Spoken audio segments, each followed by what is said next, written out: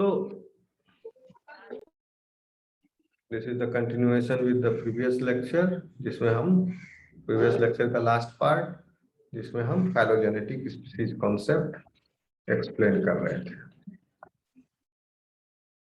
So you can also say that the concept of a species in relation with phylogenetic species concept, because those members of that group are at the tip of their phylogenetic tree. So that can be considered as a separate species. So the concept of a species is presented here in this concept as an irreducible group.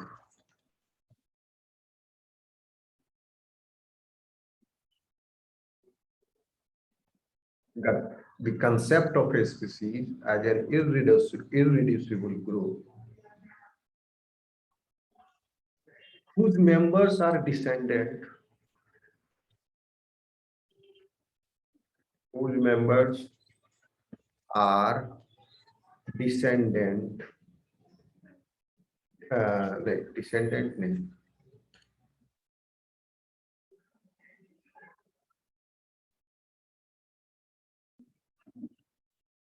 irreducible group, further इसको reduce नहीं किया जा सकता, यानी smallest group है.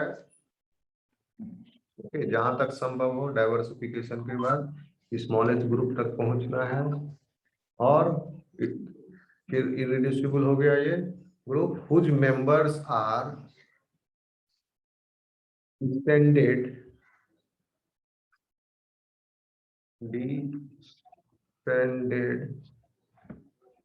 from a common ancestor.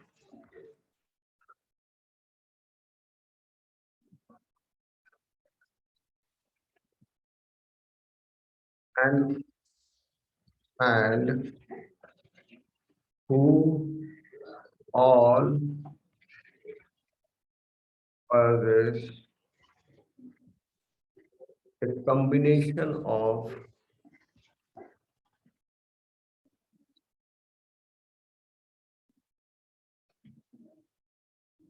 certain defining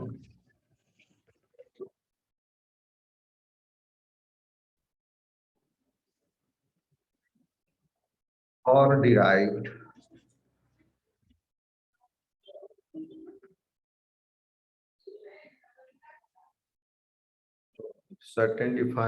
derived traits.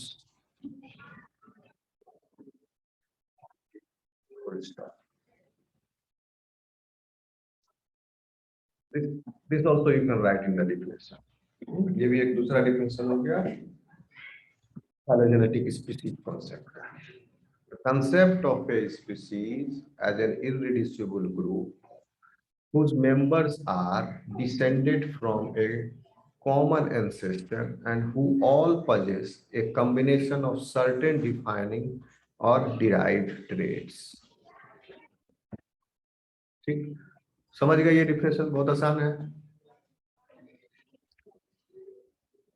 Explain करने की जरूरत है इसको. क्या ट्रेड का मतलब जानते ही हो, डिफाइनिंग का मतलब जानते हो, डिराइव समझ गए आप. फिर देखिए, इसका मतलब ये हुआ कि दिस कंसेप्ट जो है वो डिफाइन कर रहा है कि स्पीशीज को एक ग्रुप के रूप में. Hence, this concept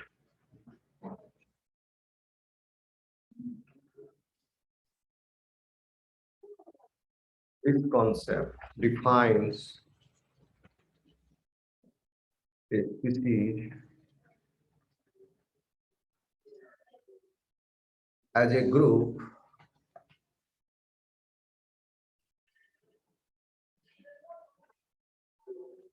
having a shared and unique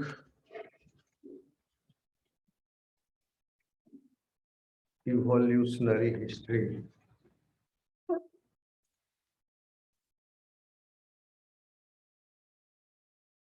It is less restrictive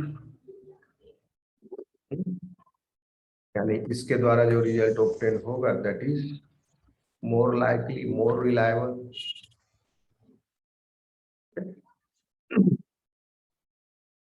और ये ज्यादा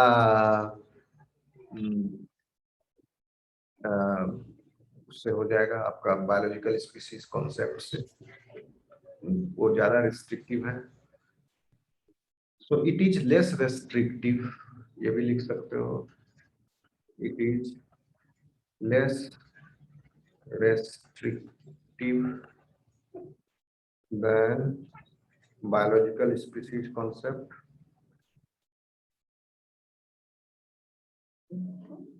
क्योंकि बायोलॉजिकल स्पीसीज कॉन्सेप्ट में क्या कि breeding between members of different species does not pose a problem, क्या हो रहा था वहां, तो इससे वो it is less restrictive. Also इसका एडवांटेज है बीएससी के ऊपर पीएससी का कि it permits successive species to be defined. एक स्पीसीज के बाद दूसरा स्पीसीज इवॉल्व हुआ, तीसरा स्पीसीज हुआ, successive species to be defined. Monkey, apes, okay, chimpanzee, hominins, एक के बाद एक दूसरा स्पीसीज आया। तो ये हम फाइलोजेनेटिक स्पीसीज कॉन्सेप्ट के माध्यम से ज्यादा अच्छे से समझ सकते हैं, क्योंकि पहले के जो स्पीसीज थे वो अब आज तो बचे नहीं कि उनको देख करके पता लगाया जा सके कि वो रिप्रोडक्शन उनका कैसा है, वायबल हो।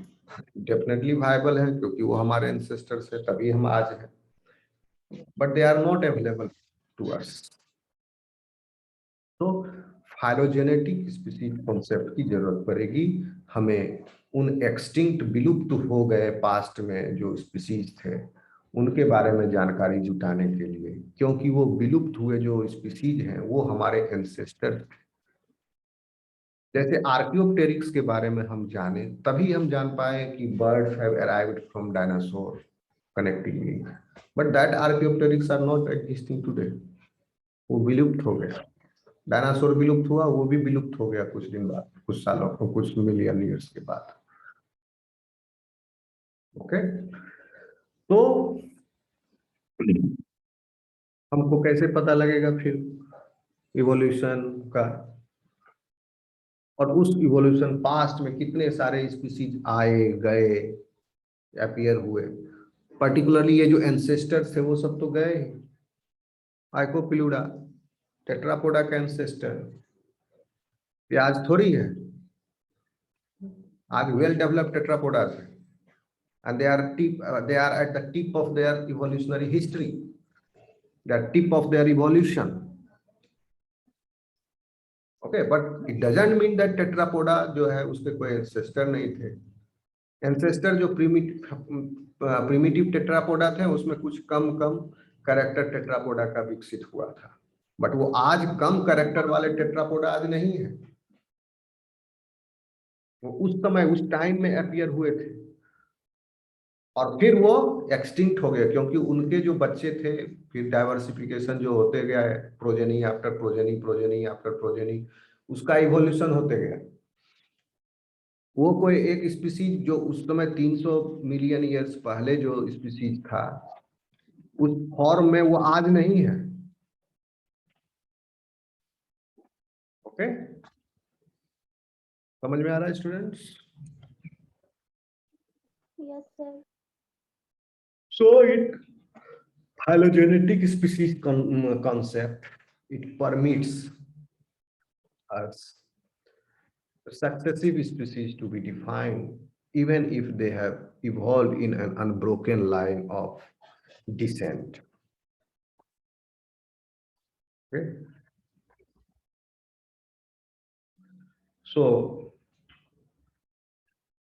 with the help of this phylogenetic species concept,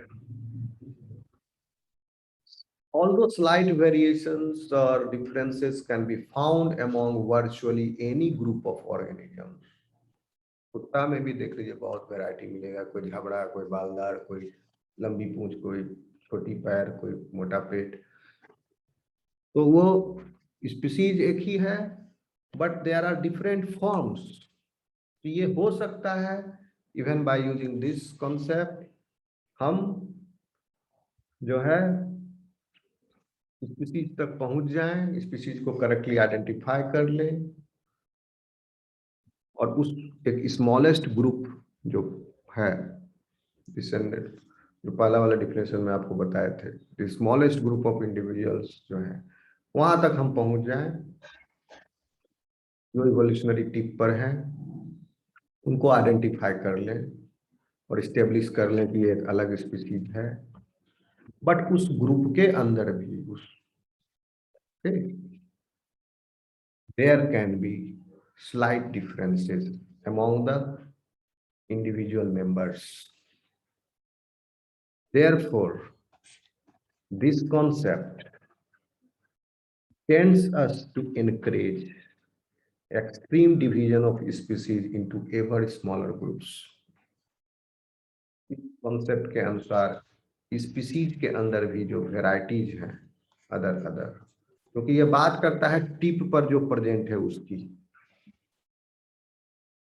अब जो स्पीसीज एस्टेब्लिश हुआ उसमें भी वेराइटी है अलग अलग, although they are not considered as species, they are the group of species. They are the division of species like subspecies, micro species. उन सब को ये फिर इन phylogenetic concept of species concept उन सब का स्थान बनता है, रेलिवेंट हो जाते हैं these micro species, sub species, क्योंकि ये बात करता है टिप पर कौन प्रेजेंट है। तो इसमें टिप पर जो प्रेजेंट है और उसके जो सिस्टर ब्रांच है उसके टिप पर जो प्रेजेंट है, इसके अनुसार वो दोनों डिफरेंट स्पीसीज कहे जा सकते हैं। एक जो इसका first part of the definition है उसके अनुसार। लेकिन सेकेंड पार्ट ऑफ द इसका डिफिनेशन क्या कहता है, उन दोनों का इमीडिएट कॉमन एंसेस्टर भी है। तो अगर है और ये दोनों डिफरेंट फॉर्म भी है तब भी, टिप पर है तब भी, और उनका इमीडिएट कॉमन एंसेस्टर है, तो दैट कॉमन एंसेस्टर वो स्पीसीज हो गया। And these two are the forms of these two species, these species. So yeah, this is a very good concept. So, phylogenetic species concept are more popular and widely used. Identify, characterize, and to study this key concept. Okay, students, hope this is clear to you.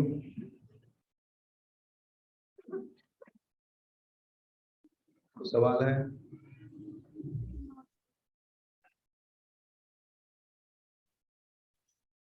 Hello, सो गए क्या? नहीं sir.